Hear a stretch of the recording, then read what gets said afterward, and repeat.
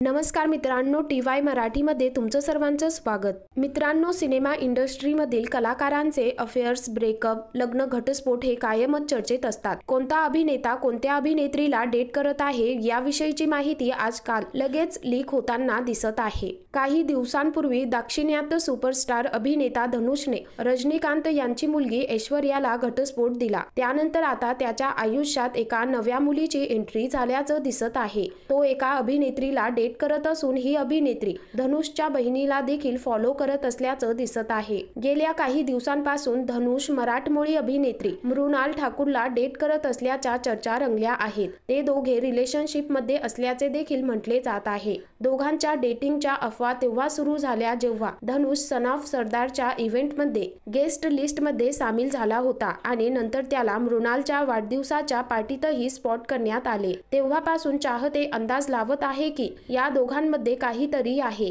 विशेष म्हणजे मृणाल ठाकूर धनुषच्या बहिणींना सोशल मीडियावर फॉलो करते। धनुषला दोन मोठ्या बहिणी आहेत, डॉक्टर कार्तिका आणि विमला गुप्ता। मृणाल या दोघींना इंस्टाग्रामवर फॉलो करते आणि अभिनेत्याच्या बहिणीही मृणालला फॉलो करतात। यामुळे धनुष आणि मृणालच्या डेटिंगच्या अफवा आता आणखी जोर धरू लागल्या आहेत। धनुषच्या दोन्ही मोठी बहिणी कार्तिका आणि विमला या डॉक्टर आहेत आणि सोशल मीडियावर खूप सक्रिय असतात। मृणाल ठाकूर आणि धनुष